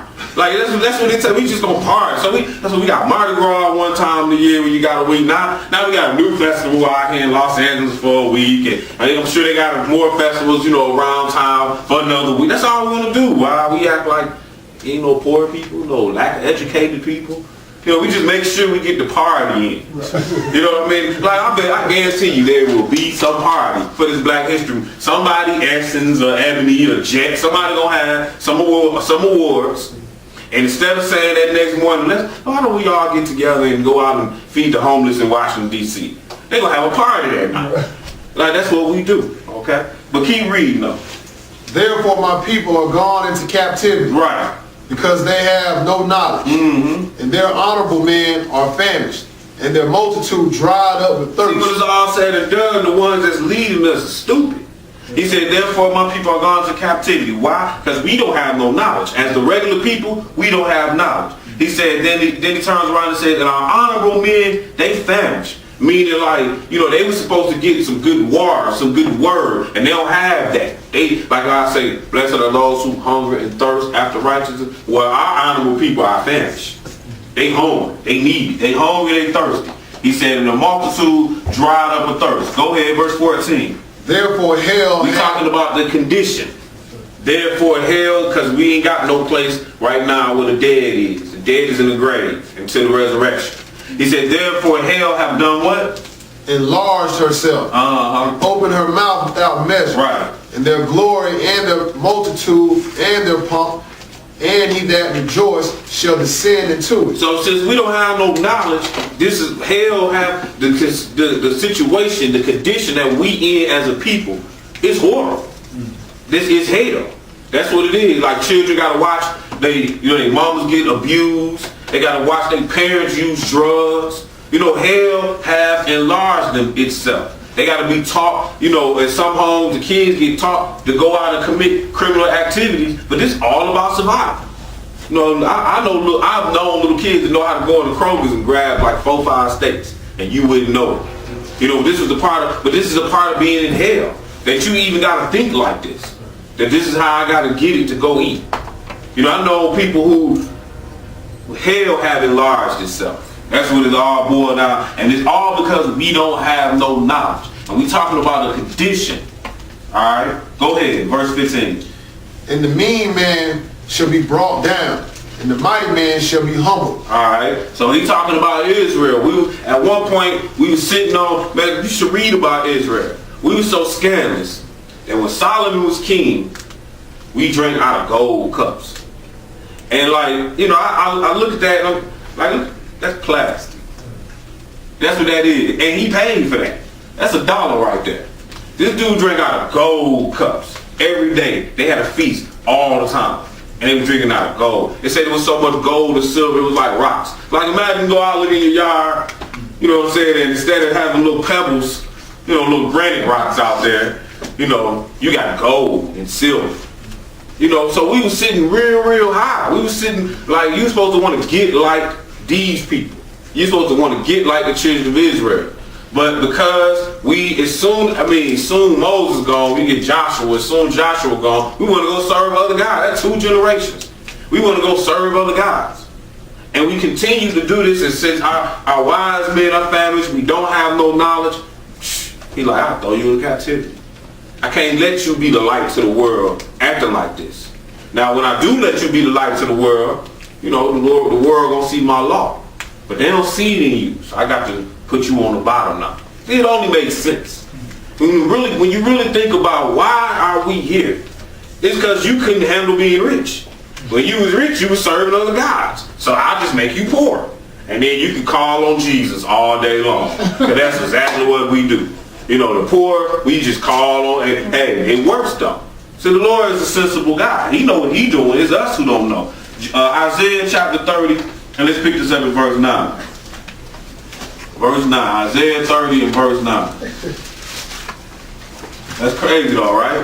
But it makes sense. He just did it the way he had to do it. Because he set us in the middle of the world on high for the whole world to see, and he gonna put us back there. He called this a mountain.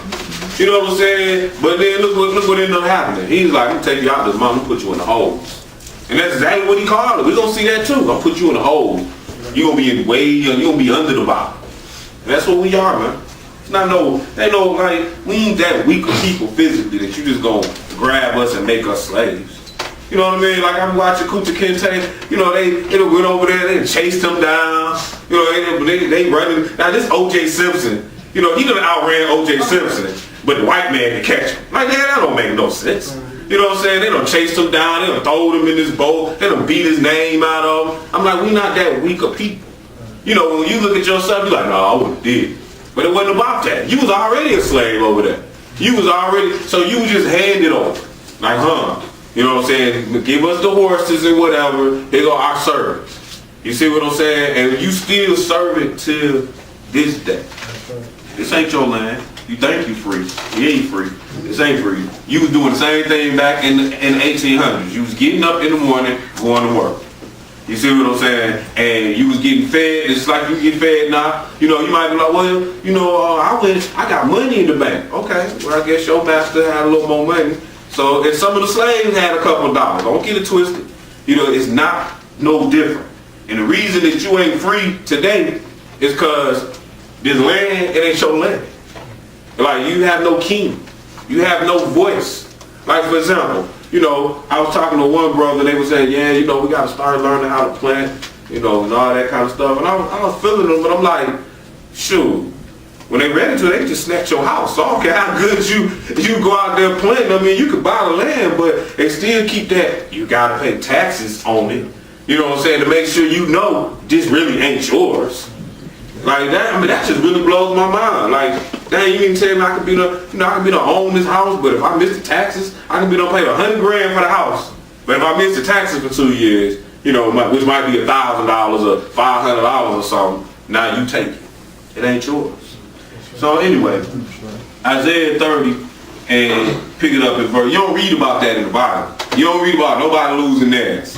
Like when they get into their land and everybody got their land, it was, matter of fact, not only was it about you not losing it, but don't give it away.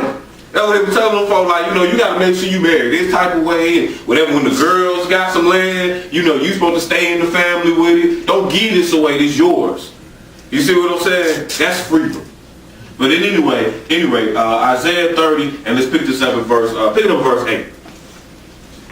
Now go, write it before them at a table, and note it in a book, that it may be for the time to come forever and ever. So this is for the future.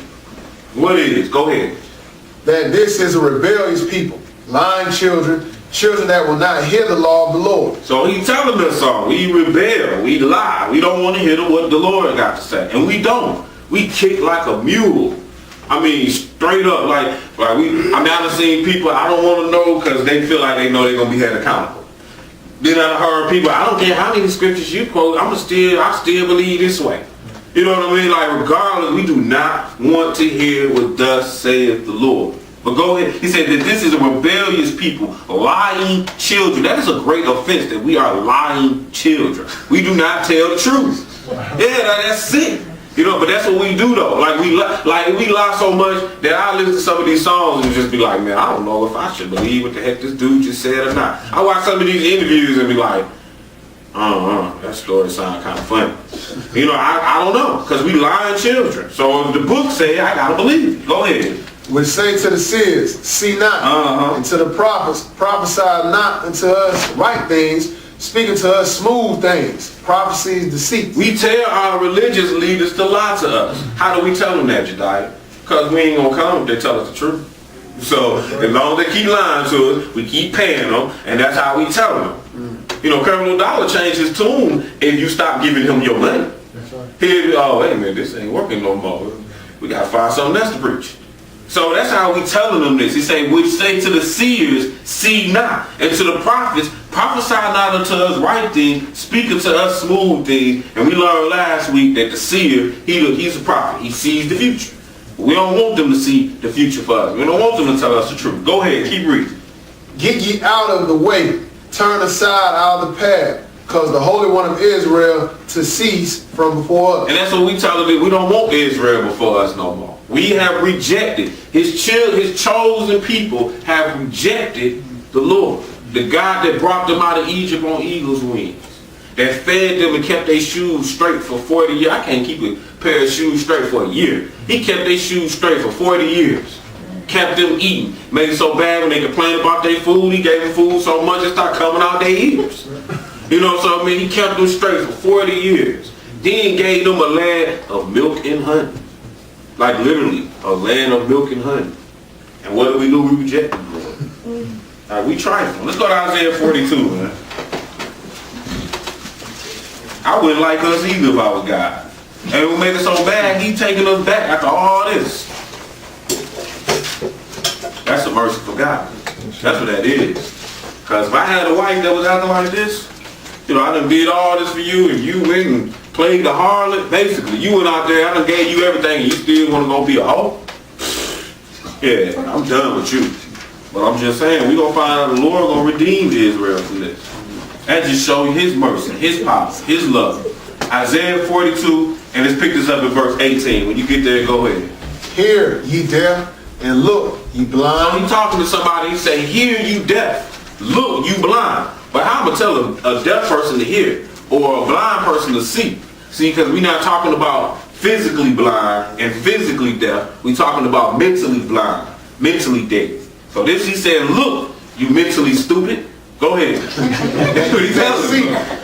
who is blind, but my servant. Oh, so now he's talking about who? The children of Israel. This is his servant. We don't read. This is who he chose. Who is blind but my servant? Go ahead. Or deaf, as my messenger that I sent. See, because you supposed to be children of Israel, delivering the message of the word of God to the rest of the world. Go ahead. Who is blind as he is, who is blind as he that is perfect, and blind as the Lord's servant, seeing many things, but thou observest not. So he's saying it's right in front of your face and you're not paying no attention. Go ahead. Opening the ears, but he hear not. The Lord is well pleased for his righteousness' sake.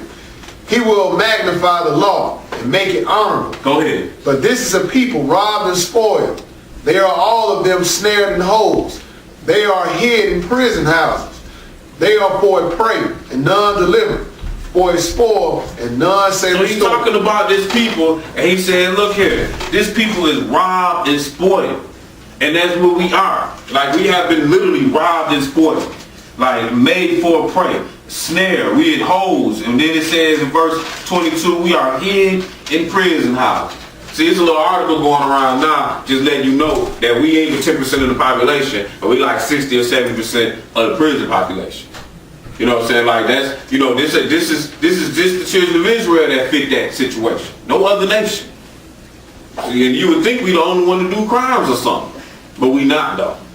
You know, it's just the Lord got the hammer on us because we his children. Just like you would if you had your kids and you had somebody else's kids, you gonna be a whole lot harder on your own. Like that's just how it's gonna be. You know, if my kids would spend the night at Brother Nate's house, he gonna fuss, and his daughters and my daughters are all playing and they break something. He gonna fuss at my kids. He probably gonna whoop his. You see what I'm saying? Like that's just how it works.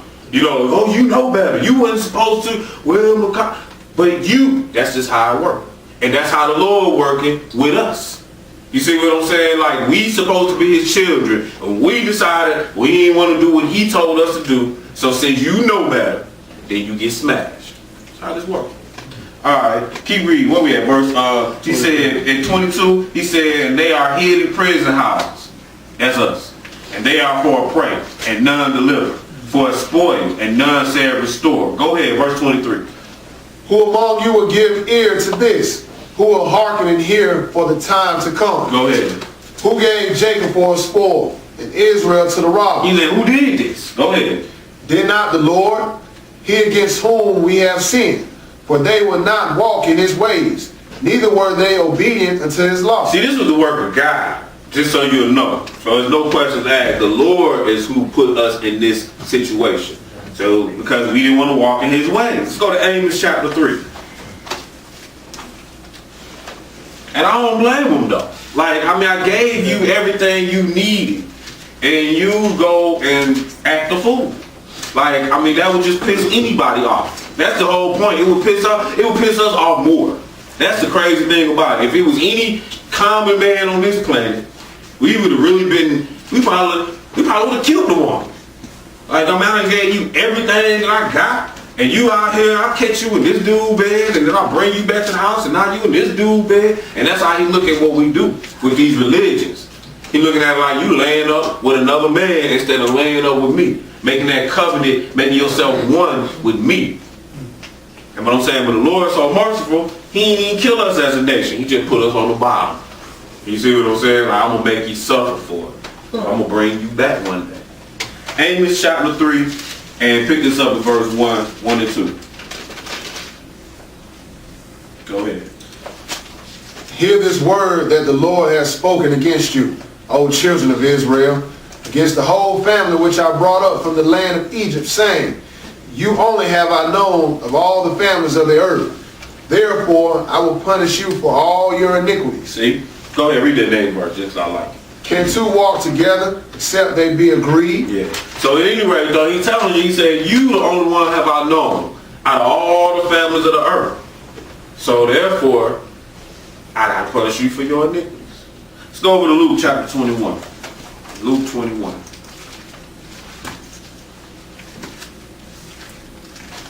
Again, we're dealing with Israel, the chosen, the forsaken, and the redeemed. Alright? And we see Israel was forsaken by God. We see why. Because we didn't want to keep no commandments. We didn't want to do what the Lord told us to do. We wanted to go on church on Sunday, and we wanted to eat our pork, and we wanted to, and pray over it. You know what I mean? We want to participate on our sports and do all these extra activities on the Lord's high days. We want to be like the Gentile. That's really what it boils down. That's what it boils down to. We want to be the tail and not the head. Luke chapter 21. Luke 21, and we're gonna pick this up at because this is really when the Lord took the children of Israel out of the land. That's what we're getting at there. You know what I'm saying? When He moved them out of the land, and for how long, and what type of, what's the conditions of that. So let's start at Luke 21, and I got verse 21 on here, but we're gonna start a little higher. Start at verse 7. And they asked him, saying, Master, but when shall these things be? And what sign will there be when these things shall come to pass? All right, so we're going to look at basically when Jerusalem going to be destroyed. Because the children of Israel was in their land. From Moses, Joshua, David. Even after we went into a small captivity, we went back into our land. All right? So he's saying, well, basically what happened is, he's like, it's not going to be one stone here that's left upon another. Okay, they were showing him a temple that was in the land. He's like, well, this ain't going to be here. He's like, well, when should these things be? And then go ahead, verse 8. And he said, take heed that ye be not deceived. For many shall come in my name, saying, I am Christ. And the time draw near, go ye not therefore after them. So he said, look, the first thing you got to make sure is you don't get deceived. So you need to make sure you got some knowledge. Make sure you educate yourself. Make sure you reading and learning. He said, because some people going to come basically professing godliness, and they're going to be lying to you. How you going to know? Unless you've been reading. Go ahead. But when ye shall hear wars and commotions, be not terrified. For these things must first come to pass. But the end is not by and by. Okay. The Lord do everything the same way. So that's even how it's going to play out in the latter days. But this was leading to a time at 70 AD. So let's pick it up at verse 16. We're going to skip down a little bit. And ye shall be betrayed, both by parents and brethren, and kinsfolks, and friends. And some of you shall they cause to be put to death. Go ahead. And ye shall be hated of all men for my name's sake. But there shall not hair your head perish. Go ahead. And your patience possesses you your souls. And when ye shall see Jerusalem compassed with armies, then know that the desolation thereof is near. So, and this happened in 70 AD.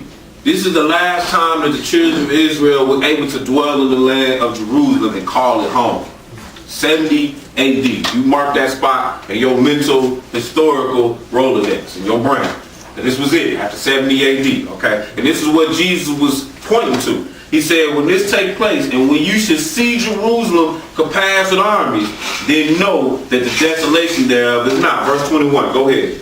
Then let them which are in Judea flee to the mountains. Let them which are in the midst of it depart out.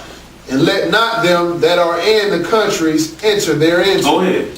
For these be the days of vengeance, that all things which are written may be fulfilled. Go ahead. But woe unto them that are with child, and to them that give suck in those days. For there shall be great distress in the land, and wrath upon this people. Go ahead. So he's saying that Israel going to get snatched up out of this land. It's going to be wrath upon, and it got so bad when you read the history books, it say, man, they tried to starve us out, and people start eating their own kids. So that had to be real bad. I guess you had a little baby, and you just decided, hey, you defenseless and I'm hungry. You know, I don't see how you can eat the kids, but you know, that's how bad the historians put it out there, you know. So it was really rough. And then, let's see how long this was going to be. Verse 24, go ahead. And they shall fall by the edge of the sword, and shall be led away captive into all And this nations. is what we was reading in Deuteronomy. He said, so this is when it was going to happen. He was going to be led away captive into all nations. But we know why, though. Because we didn't serve God when we was on the top for all nations to come up. So instead, he just brought us down to the level of the nations so that we'd be amongst them. Because we read in Deuteronomy 32, he said, hey, when I divided the sons of Adam, I did it according to you. I need you there. You the priest to them. So it's one way or the other. Either you can ride high and look good, or then you don't want to do it this way, and I just have to make you low. But you're going to be with them, and you're going to praise my name. One way or the other. But go ahead. And Jerusalem shall be trodden down of the Gentiles, till the times of the Gentiles be fulfilled. Oh, now remember, all the way back at the beginning of the class, we showed who the Gentile was. That was Javan, the Greeks. That was basically the white man. So now he took Jerusalem from the black man, and he pretty much set up shop there. Matter of fact, moved his brother into, you know, move Esau, and y'all can come up in here, keep the religion going. Who cares? That's really pretty much what they say, you know. But y'all want to go shut it down on Saturday? Sure, no problem. Do what you do. We run this though, and that's what happened. The Gentile ran it from then on, 70 A.D. But we're going to find out, because the class again, Israel, the chosen, forsaken, and redeemed. Because we're going to find out that when it's all said and done, the Lord going to redeem the children of Israel. Right. He's going to bring them back to Jerusalem. Let's go over to, see what our time looking like. All right. Let's go over to Isaiah chapter 54. Isaiah 54. I got the short version and the long version. So we're going to do the short version. Drop out a couple of scriptures here. But we learned that we started to pick it up toward the restoration of Israel. Yeah. What I got on the paper? I only got that paper. Oh yeah, that's better. Yeah. Okay, we'll work with that. Isaiah 14. So put in your notes Isaiah chapter 54 and Isaiah 59. Put those in your notes. Yeah. I took that off and I typed it up for y'all. Isaiah chapter 14, and we're going to pick this up in verse 1 through 7. So now we're looking at the Lord restoring Israel.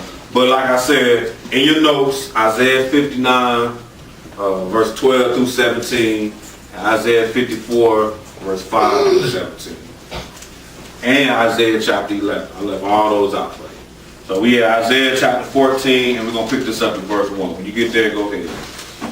For the Lord will have mercy on Jacob, and will yet choose Israel. So when it's all said and done, the Lord gonna have mercy on Jacob. Remember, it said that they was gonna try down Jerusalem until the time of the Gentile be fulfilled. To the end, basically. Alright? So he said the Lord will yet choose Israel. Go ahead. And set them in their own land. And the strangers shall be joined with them, and they shall cleave to the house of Jacob. Right, so he's saying the stranger gonna be, this is the redeemed right here. This is the aspect we're looking at right now. We done seen that he chose Israel. We done seen that Israel was gonna be scattered. Now we're looking at Israel as being redeemed. And he said, I have yet chose Israel, and the stranger, they gonna cleave to the house of Jacob. Go ahead. And the people shall take them and bring them to their place. And the house of Israel shall possess them in the land of the Lord for servants and handmaids. And they shall take them captives, whose captives they were. And they shall rule over their oppressors. Go ahead. And it shall come to pass in the day that the Lord shall give thee rest from thy sorrow, and from thy fear, and from the hard bondage wherein thou wast made to serve, that thou shalt take up his proverb against the king Babylon, and say, how have the oppressors ceased? The golden city ceased. So this world is Babylon right now. And he said, when it's all said and done, this is the proverb that's going to be said. Like basically, in the New Testament, it say Babylon, the Great is fallen. Here it's saying, how has the oppressor ceased? Because they was oppressing the children of Israel.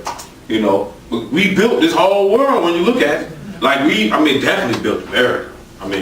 We just put like this country, we grew up, it's the richest country in the world. Yeah, because y'all had like 200 years worth of free labor. How do you not get rich off of that? Y'all just built up all kind of stuff over here. All the way down to even the capital itself, a black man put that together. So I'm just saying, they was oppressing us. They had their foot on us. We didn't have an option. Whether we felt like we had an option or not, we didn't have an option. Because we wasn't building this for ourselves. Go ahead. Verse 5, the Lord had broken the staff of the wicked and the scepter of the rulers. Right, this is what's going to be done. He's going to break their rulership. Go ahead. Because he going to rule. But go ahead. He who smote the people in the wrath with a continual stroke. He that ruled the nations in anger is persecuted and none hindered. The whole earth is at rest and is quiet. They break forth into singing. Right, so when the Lord returns, he's saying the whole earth is going to be at rest. It's going to be peace everywhere because Israel is going to have peace. Let's move on over to back to Isaiah 5. Because we looked at this earlier, but we didn't read everything in it. We're going to look at some of this here. Isaiah chapter 5. And we're going to start this where we left off at. Well, we're going to start at 13. But you were right, 15 where we left off at. We're going to start at 13. Isaiah chapter 5 verse 13. We're going to read a little more in this Isaiah 5. Go ahead. Therefore my people are gone into captivity, because they have no knowledge, and their honorable men are famished, and their multitude dried of a thirst. Therefore hell hath enlarged herself, and opened her mouth without measure, and their glory, and their multitude, and their pomp. And he that rejoiced shall descend into it. And the mean man shall be brought down, and the mighty man shall be humbled. So this is what he's telling us. Well, hell done enlarged itself. We read that. I'm going to put you into this captivity. He said, and then I'm going to humble you. I'm going to humble these people. Go ahead. Keep going. And the eyes of the lofty shall be humbled. But the Lord of hosts shall be exalted in judgment. And God that is holy shall be sanctified in righteousness. Go ahead. Then shall the lambs feed after their manners, and the waste places of the fat ones shall strangers eat. Woe unto them that draw iniquity with cords of vanity, and sin as it were with a cart rope, that say, let him make speed and hasten his work, that we may see it. And let the counsel of the Holy One of Israel draw near and come, that we may know it. Go ahead. Woe unto them that call evil good, and good evil, that put darkness for light, and light for darkness, that put bitter for sweet, sweet for bitter. Go ahead. Woe unto them that are wise in their own eyes, and prudent in their own sight. Go ahead. Woe unto them that are mighty to drink wine, and men of strength to mingle strong drink. Keep reading. Which justify the wicked for reward, and take away the righteousness of the righteous from him. Therefore, as the fire devoured the stubble, and the flame consumed the chaff, so their roots shall be as rottenness, and their blossom shall go up as dust, because they have cast away the law of the Lord of hosts, and despised the word of the Holy One of Israel. Keep reading. Therefore is the anger of the Lord kindled against his people, and he has stretched forth his hand against them, and has smitten them, and the hills did tremble, and their carcass were torn in the midst of the streets. For all this his anger is not turned away, but his hand is stretched out still. Go ahead. And he will lift up an ensign to the nations from far, and will hiss unto them from the end of the earth. And behold, they shall come with speed swiftly. So he's saying through all of this, he's still going to have his hand out to his children of Israel. Let's go over to Isaiah chapter 4 now. Isaiah chapter 4. And we're going to start this at verse 1. And this is the day we're talking about the Lord redeeming Israel. And still, after all this, he's going to have his hand out, and he is going to redeem Israel. Isaiah chapter 4, and pick it up in verse 1. And in that day 7 women shall take hold of one man, saying, only let us be called by thy name, to take away our reproach. So this is the time we talking about after the Lord returns. I'm talking about before. Some jakes be trying to take a hold of 7 women now, so and that's not what the Lord doing. You know, that's not necessary for today's time. Go ahead. In that day shall the branch of the Lord be beautiful and glorious, and the fruit of the earth shall be excellent and comely for them that are escaped of Israel. Notice how I say, for them that are escaped of Israel, for those who done made it through all that drama. But go ahead. And it shall come to pass that he that is left in Zion and he that remain in Jerusalem shall be called holy, even everyone that is written among the living in Jerusalem. Go ahead. When the Lord shall have washed away the filth of the daughters of Zion, and shall have purged the blood of Jerusalem from the midst thereof by the spirit of judgment and by the spirit of burning. The Lord will create upon every dwelling place of Mount Zion and upon her assemblies a cloud and smoke by day, and the shining of a flaming fire by night. For upon all the glory shall be defense. And there shall be a tabernacle for a shadow in the daytime from the heat, and for the place of the refuge, and for a cover from storm and from rain. All right, let's go over to Jeremiah chapter 3. So again, we just seeing that the Lord is going to redeem the children of Israel. He's going to bring them back. He's going to protect them. He's going to give us way and far better than what we started off with. You know, what we had while we was in this captivity, what we know about. Jeremiah chapter 3, and we're going to pick it up in verse 14. Jeremiah chapter 3, and we're going to pick it up in verse 14. This is what I was saying when I was like, you know, if this was my wife, I could have did it. And this is how he going to bring the comparison into this place here, into this chapter. Jeremiah chapter 3 and verse 14. Go ahead. Turn, O backsliding children. So he's still talking to Israel. Go ahead. Saith the Lord, for I am married unto you, and I will take you one of a city and 2 of a family, and I will bring you to Zion. So he's saying, look, I'm married unto you. He's like, whether it just be 1 of a city or 2 of a city or 2 of a family, I'm married to you. Go ahead. And I will give you pastors according to my heart. So he's like, now I'm going to bring you to Israel, Zion, and I'm going to give you preachers like you were supposed to have. Not like these ones that we saw that we done caused them to not see no more. And not like these ones that we want us to lie to us and tell us that gain is godliness. But go ahead. Which shall feed you with knowledge and understanding. But these preachers that he said he going to give us, when he redeem us, they're going to feed us with knowledge and with understanding. So it won't be no question on what name you call on for God. Won't be no question of what day you supposed to start the feast days, or what day, or are we supposed to celebrate Easter or Christmas, or are we supposed to do the Passover and so on and so forth. Won't be no question of these things. He said, because I will give you pastors according to my heart, which shall feed you with knowledge and understanding. Go ahead. And it shall come to pass, when ye be multiplied and increased in the land, in those days, saith the Lord, they shall say no more, the ark of the covenant of the Lord. Neither shall it come to mind, neither shall they remember it, neither shall they visit it, neither shall that be done anymore. So the way we refer to the old God, like how we talk about how God brought us up out of Egypt, and we talk about the Ark of the Covenant being amongst, the Lord being there. This is how we refer to God. He said in that time they should call, he said, and it should come to pass when they be multiplied and increased in the land of those days, said the Lord, they should no more refer to God in the old way, but how they going to refer to him? Verse 17. At that time they shall call Jerusalem the throne of the Lord. But they going to call Jerusalem, when they refer to this place, they going to refer to it as the throne of God. Go ahead. Keep and reading. all the nations shall be gathered unto it, to the name of the Lord, to Jerusalem.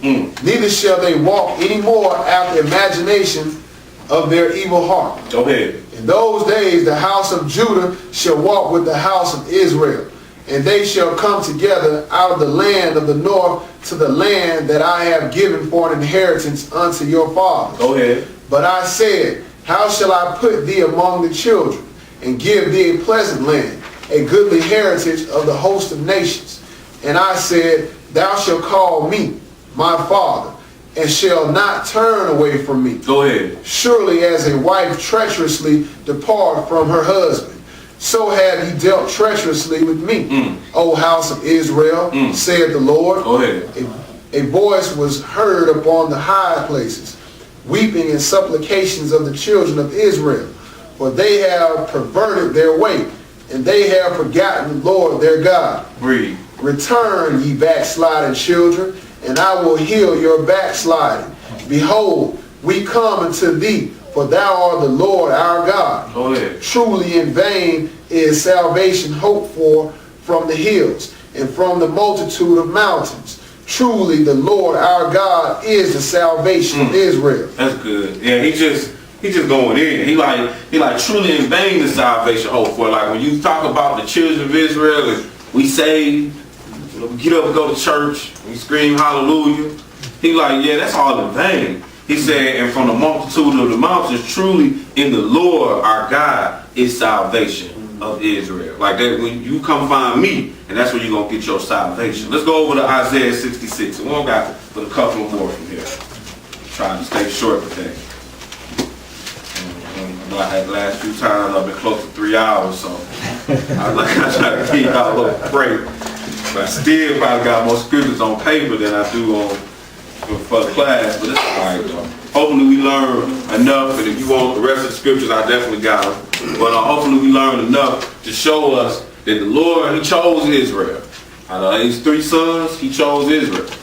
And then He had to let Israel go, because we was tripping. But when it's all said and done, He's going to bring Israel back. And we're going to see that He's going to rule the world from Jerusalem with Israel. With and through Israel. We're going to see that in a minute. Let's go over to, where we at? Isaiah 66. Yeah, Isaiah 66. And let's pick it up at verse 18. Now, I tried to leave this other one out, but I'm going to have to see I need to put them in here. So we're going to add one more to our paper. It's all good. We'll fit them in there. Isaiah 66 and pick it up at verse 18. When you get there, go ahead and read. For I know their works and their thoughts. It shall come that I will gather all nations. Now this is that chapter right here.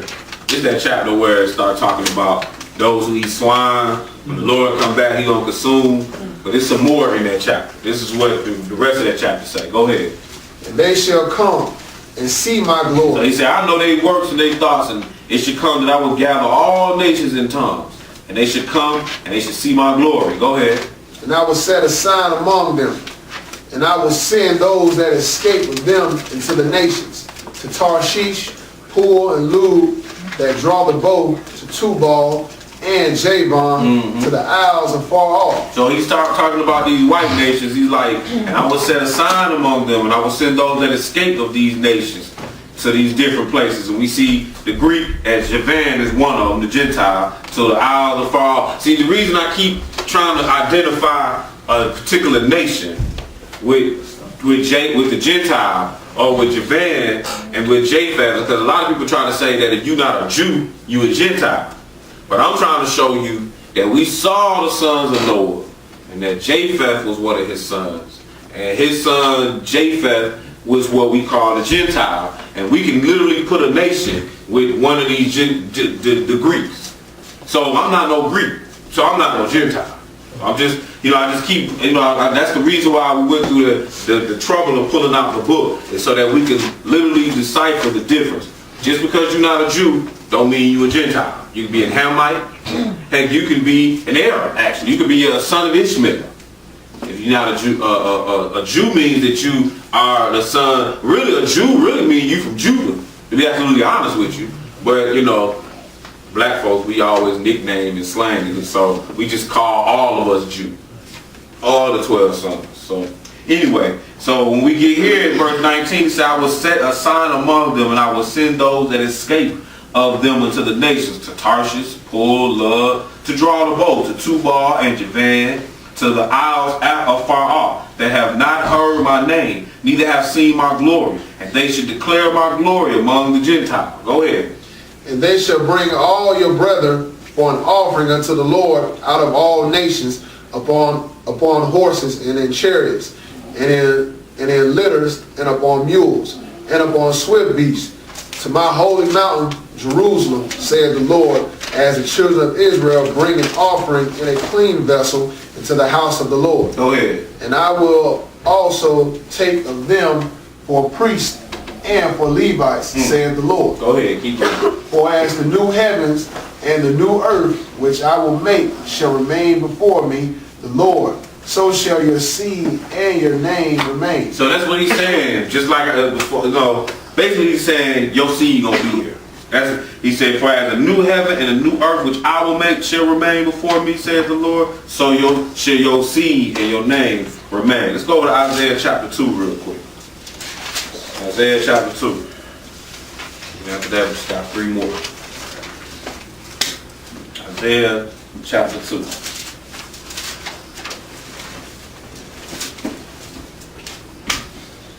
Isaiah chapter 2. And let's pick this up at verse 1.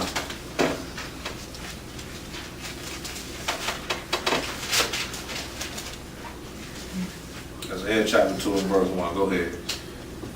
The word that Isaiah the son of Amos saw concerning Judah and Jerusalem. And it shall come to pass in the last days that the mountain of the Lord's house shall be established in the top of the mountain. So he's talking about his government. This is what we've been reading about, but I had left this out and I felt like I need to put it in. So he said, look, and it shall come to pass in the last days that the mountain of the Lord's house shall be established in the top of all the mountains. So he chose Israel. This is who he gonna establish this through, his government through. Go ahead. And shall be exalted above the hills, and all nations shall flow And into everybody gonna come to and through Israel. Keep reading. it. And many people shall go and say, come ye, and let us go up to the mountain of the Lord, to the house of the God of Jacob. And he will teach us of his ways, and we will walk in his path. For out of Zion shall go forth the law, and the word of the Lord from Jerusalem. Go ahead. And he shall judge among the nations, and shall rebuke many people. And they shall beat their swords into plowshares, and their spears into pruning hooks. Nation shall not lift up sword against nation, neither shall they learn war anymore. Go ahead. O house of Jacob, come ye, and let us walk in the light of the Lord. Therefore thou hast forsaken thy people, the house of Jacob, because they be replenished from the east, and are soothsayers like the Philistines. They please themselves in the children of strangers. Their land also is full of silver and gold, neither is there any end of their treasure. Okay, that's good. Well, really, we just was there. I just read some more of that stuff just because I wanted to see. So anyway, we see here that the law of the Lord and everything is going to proceed forth out of Jerusalem. And this is where the Lord is going to establish his government. So this is why we know he got to redeem Israel. Let's go over to go to Ezekiel 37. Ezekiel 37. Ezekiel 37. So this is where the Lord going to establish his kingdom at. When somebody asked me during the week, where is this New Jerusalem? It's supposed to be existing. Where is it? I'm like, sure, it's where the old one was. It's just, and I know what they was getting at, because they were trying to say, that Jerusalem was supposed to be up in heaven. You know what I'm saying? Yeah, that's what some people think that. The Lord gonna rule from up in heaven, and that's gonna be Jerusalem. That's because they read that John 14 when they say, in my Father's house there are many mansions, and then he's like, I go to prepare a place for them. So then they take that as if they think that, well, this is where we end up going. But they don't recognize and realize what we're going to read when we read Zechariah 14, which is where we're going after this, is that the Lord was returning. He bringing that Jerusalem with him to this earth. The Lord going to rule on this earth. Like the basic way I see it, or the simplest way I see it, is what I know most, which is the Lord's Prayer. Our Father, which art in heaven, hallowed be thy name, thy kingdom come, thy will be done on earth. You know what I'm saying? Like that's just, I've been doing that since I was like 6. You see what I'm saying? And that's just stick with that. Stick with that simple. You're not going up to heaven. You see what I'm saying? It's coming to this earth. Jerusalem, the Lord is ruling from this earth. So don't let them Jehovah's Witnesses come to your door fooling you. Because they the ones that are trying to tell you that the Lord, that Zion is up in heaven, and they tell you some folly. You know what I'm saying? Like the Lord created this earth because he wanted it to be inhabited to start with. He was here with Adam and Eve. So anyway, Ezekiel 37, to pick it up in verse 21. Go ahead. And say unto them, thus say the Lord God, behold, I will take the children of Israel from among the heathen. So we've been sorry they got scattered. He said, I'm going to take them from among the heathen. Go ahead. Whither they be gone, and will gather them on every side, bring them into their own land. And I will make them one nation in the land upon mountains, on the mountains of Israel. And one king shall be king to them all. And they shall be no more two nations, neither shall they be divided into two kingdoms. Yeah, because after Solomon, they split the kingdom up. So at first it was just all Jerusalem, Israel, but then they split it up to Judah and Samaria, northern and the southern kingdom. So he was like, well, I'm done with that. I'm going to make it back to one again. But go ahead. Any more at all. Neither shall they defile themselves any more with their idols, nor with their detestable things. Detestable things, nor with any of their transgressions. Go ahead. But I will save them out of all their dwelling places, wherein they have sinned, and will cleanse them. So shall they be my people, and I will be their God. That's what it's all about. When it's all said and done, the Lord wants some people here. Like, that's why people don't understand, but when the Lord come back, we don't just run up into the land anyway. When the Lord come back, we don't just all bow down to his feet. He gonna put us in the wilderness, purge the rebels, the little hotheads, just like he did when we left out of Egypt. Because the Lord is trying to show the world how it's done, and he chose this people. Go ahead. To do this with. Go ahead. Yep. David, my servant, shall be king over them. Are we talking about that literal David, the one who was king back in the day? Because we in the kingdom of Jesus now. So he going to resurrect David, and David is going to sit over the children of Israel. See, you got to remember, Jesus, when he come back, he going to be Lord of lords and King of kings. So you say, oh, King of kings, who he going to be king over? Well, it's going to be other kings, and they're going to be over people. But the Lord going to be over all these kings. And David is going to be the king over the children of Israel. And I hope I get to be king over like Cuba or something. Just give me anything. You know what I'm saying? But that's what we're looking for. You know what I'm saying? Like, just give, I don't have to have a big spot, I take Javan, though. Give me that Greek stuff, But whatever, though. Whatever. And your job is going to be to make sure these people keep the commandments like the Lord established them. Your job is to make sure these people get rain. And we're going to see what I mean by that in a minute. All right, but keep reading. And they all shall have one shepherd. They shall also walk in my judgments. Go ahead. And observe my statutes and do them. And they shall dwell in the land that I have given unto Jacob my servant, wherein your fathers have dwelt. And they shall dwell therein, even they and their children and their children's children forever. And my servant David shall be their prince forever. Moreover, I will make a covenant of peace with them. It shall be an everlasting covenant with them. And I will place them and multiply them, and will set my sanctuary in the midst of them forevermore. Still talking about Israel. So after he scattered them, he said when it's all said and done, I'm going to put my sanctuary in the midst of the children of Israel. Go ahead. My tabernacle also shall be with them. Yeah, I will be their God, and they shall be my people. And the heathen shall know that I, the Lord, do sanctify Israel, when my sanctuary shall be in the midst of them forevermore. All right, let's go over to Zechariah chapter 14. Zechariah chapter 14.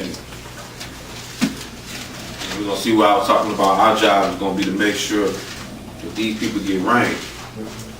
Zechariah 14.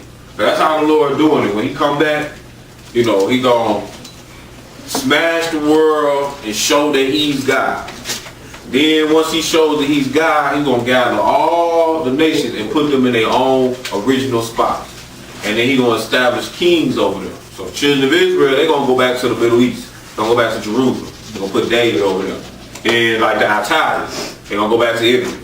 The Russian, they're going to Gog and Magog, that's the Russian. They're going to go north of the Middle East.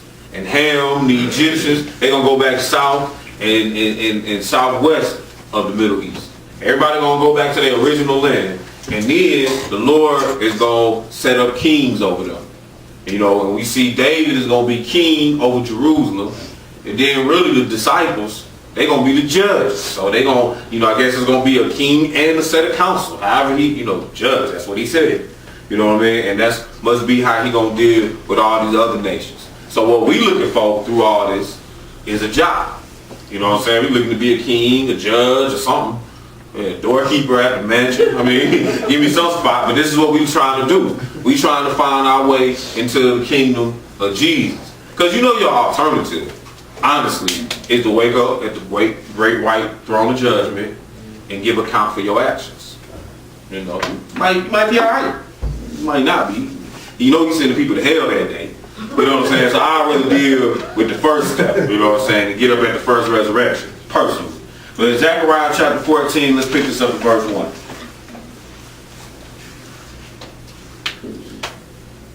Behold, the day of the Lord come, and thy spoils shall be divided in the midst of thee. For I will gather all nations against Jerusalem to battle. So this is where, really, this is part we at right now. When you say I'm going to gather all nations to Jerusalem to battle, this is the end. You know, this is like that Armageddon that we at right now. All right, well, go ahead. And the city shall be taken, and the houses rifled, and the women ravished, and half of the city shall go forth into captivity, and the residue of the people shall not be cut off from the city. Go ahead. Then shall the Lord go forth and fight against those nations, as when he fought in the day of battle. So then the Lord come back up. He fight against those nations. You know, he going to fight against, because you're going to have your European, and really they about to battle against, because the Gentile, remember we read in Luke 21, he said, well, this belongs to you until the time of the Gentile be fulfilled. Well, the Gentile going to climax, and they going to reach a point where they going to be like going head up against each other, like who going to rule the world? Is it going to be the East, the boys, or the West? The West is going to be Italy and Germany and France and us. And then you got the East, which is going to be China and Russia and them.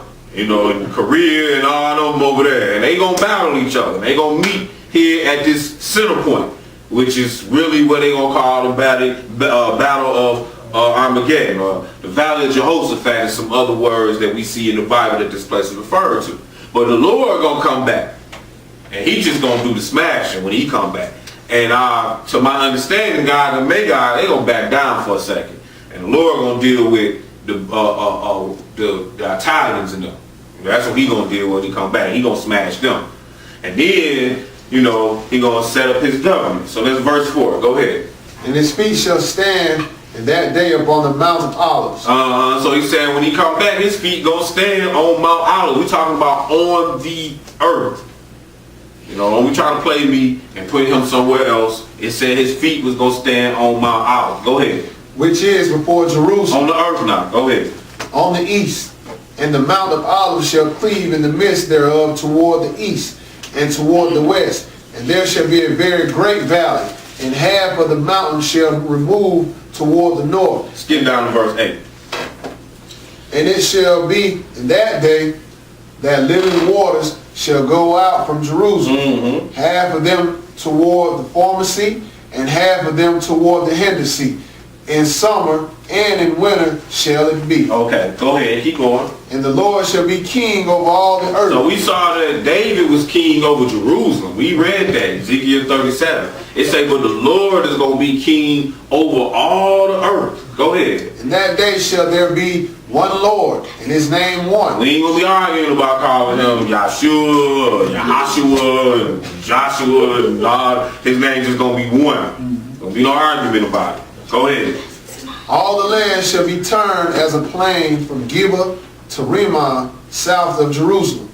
And it shall be lifted up and inhabited in her place from Benjamin's gate unto the place of the first gate, unto the corner gate, and from the tower of Hananel unto the king's wine presses. Go ahead.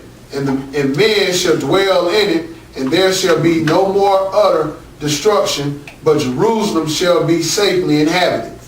And this shall be the plague wherewith the Lord will smite all the people that have fought against Jerusalem.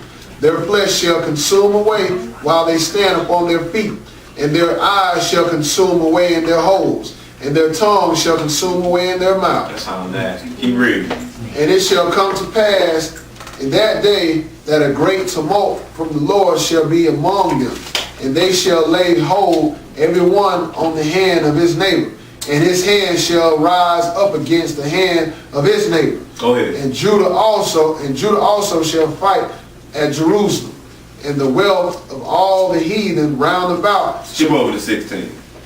And it shall come to pass that everyone that is left of all the nations. So after all the fighting go on, the Lord come back, got the trumpets in the Bible, just so you know, kings are announced by trumpets. Just like in the cartoon that showed the Wizard of Oz. I was just watching that the other day. They blew the trumpet before the Wizard came in. He's supposed to be the king. So that's what they do. They blow trumpets for him. So after you see that trumpet, it said, it should come to pass that everyone that is left of all the nations which came against Jerusalem. So we're talking about people. That's another mystery of the heavens. Is that it's going to be flesh and blood people dwelling amongst gods, or gods dwelling amongst flesh and blood people. He said, and it shall come to pass that everyone that is left of all nations which came against Jerusalem shall even go up from year to year to worship the King. Go ahead. The Lord of hosts, and to keep the Feast of Tabernacles. We're going to still deal with the feast days in his kingdom. Go ahead. And it shall be that whosoever will not come up of all the families of the earth unto Jerusalem to worship the King, the Lord of hosts, even upon them shall be no rain. That's what I was saying. We got to make sure these folks get rain. Because if you don't come to the tabernacles, to the feast days, then your punishment for that is you not going to get no rain. And if you don't get no rain, you don't get to grow your crops. This is what we're talking about in the kingdom of the Lord. But we're not going to have that issue. Well, that's just the punishment for it. But go ahead. And if the family of Egypt come not up, and come not, that have no rain. Egypt is Mizraim, son of Ham. Say if he don't come up to feast, so everybody got a feast when we get into the Lord's kingdom. So if they don't come up to feast, go ahead. There shall be the plague where the Lord will smite the heathen that come not up to keep the Feast of Tabernacles. Mm-hmm. This shall be the punishment of Egypt, and the punishment of all nations that come not up to keep the Feast of Tabernacles. Go ahead. And that day shall be upon the bells of the horses holiness unto the Lord. And the post in the Lord's house shall be like the boughs before the altar. Mm-hmm. Yeah, every pot in Jerusalem and in Judah shall be holiness unto the Lord of hosts. And all they that sacrifice shall come and take of them and see it therein. And in that day there shall be no more the Canaanite in the house of the Lord of hosts. Yeah, because Canaan at one point had that land. So that's what he really saying by that. Like this land gonna be Israel land for good. But let's go over to our last book. And in your notes put Revelations chapter 20. You can take a look at that on your own time. We're gonna go on to our last book, the book of Romans. Revelations chapter 20 just give you a summary of the whole story of what's going to happen, kind of like what I kind of just went over already. So we're going to go into Romans, and we're going to first go to Romans chapter 11. And then we're going to go to Romans 9, and that'll wrap it up. So we're going to go to Romans chapter 11, and we're going to read this at verse 1. Romans chapter 11 verse 1. Go ahead. I say then, if God cast away his people. So the question is, when Saul said his son, has God cast away his people? Like this is what they be trying to get you to think. When you deal with this new religion, when you deal with your Baptists and your Methodists, you try to act like God done cast away his people. It said, have God cast away his people? Go ahead. God forbid. No, God forbid. Go ahead. For I also am an Israelite. The person who bringing you this doctrine is an Israelite. Go ahead. Of the seed of Abraham. That's right. Of the tribe of Benjamin. Go ahead. God hath not cast away his people, which he foreknew. Mm-hmm. Let's go over to Romans chapter 9 now. And this will be our last one. And again, the class we dealt with today, Israel, the chosen, the forsaken, and when it was all said and done, we see that they are to be redeemed. And we mean redeemed because he's going to gather them back to Jerusalem and establish his kingdom. And again, I could probably taught each one separate, and went, long. I could definitely show Israel chosen, and then forsaken, and redeemed, all in 2 hours on his own. Yeah, this is your Black History Month. So, you know, I know that Brother Danny, Brother Bowie, Brother Elijah, probably Brother Marlon, and probably Brother Rodney, probably every camp that exists that I can think of is doing some type of world history told by the prophets, you know. So when I'll be doing teaching this month, I'll just be trying to fill in the gaps a little bit. I ain't trying to step on toes, but definitely try to make sure you get some of those in too if you can. You know, if you don't know what I'm talking about, you can see Brother Nate or myself, you know, if you need to find it out, you know, we should definitely show you where you can get some more classes on this whole. That's generally what happens in the month of February. You know, we show you Israel being black, we show you Israel being cursed, we show you Israel being redeemed, and Israel priest of the world, and all of that, and that's like a whole 5-set series, and all the camps do it, and it really just gets on my nerves because it's like, dang, February, that's what it, you know, but I guess it's the counter, you know, it's the counter the fact that they're giving us the shortest month of the year, you know what I mean, but it, you know, so I mean, but when I say it gets on my nerves, because it's just like every year this month is Black History Month, but you know, it's offensive more than anything else to me, you know what I'm saying, because we shouldn't have to have no month for our history, you know what I'm saying, our history should just be taught in the history books. You know what I'm saying? It should just be known. Like, these are the children of Israel. But that ain't the Gentile fault. That ain't the Hamite fault. That's our fault. Romans chapter 9, and let's pick this up at verse 1. I say the truth in Christ. I lie not. My conscience also bearing me witness in the Holy Ghost, that I have great heaviness and continual sorrow in my heart. For I could wish that myself were accursed from Christ for my brethren, my kinsmen, according to the flesh. You're talking about Israel, his kinsmen according to the flesh. He's like, I wish I could just be accursed here. Go ahead. Who are Israelites, to whom pertain the adoption. So, and to the Israelites, they were the adopted. When you say, what Jediah adopted, well, it's true. Israel is the firstborn. We first. The Lord gonna grab the rest of them later. But you ain't, you know, you wasn't born in the God family, so you had to become adopted. So he said, who are Israelites, to whom pertain the adoptions? Go ahead. And the glory, and the covenant. Right, so the Lord made his agreements with the children of Israel. Go ahead. And the giving of the law, and the service of God, right, and the promises. Go ahead. Whose are the fathers. So the Lord can't just get rid of Israel. See, he got the promises and the service. They got too much of a role to play. That's right. You know, so it's like, you know, the Lord can't just do that. Like, that's just not how he established it. We done read back in Deuteronomy, he set it up. Sons of Adam, according to these people. But go ahead. And of whom, as concerning the flesh, Christ came. Right, and concerning the flesh, Jesus Christ came through the children of Israel. Go ahead. Who is over all. God bless forever. Amen. All right, and that's good. So with that being said, brothers and sisters, I hope that we were able to touch the surface of some of the things that we'll probably learn this month. Israel, chosen, forsaken, and redeemed. And I thank you for your time, and I hope you got some understanding.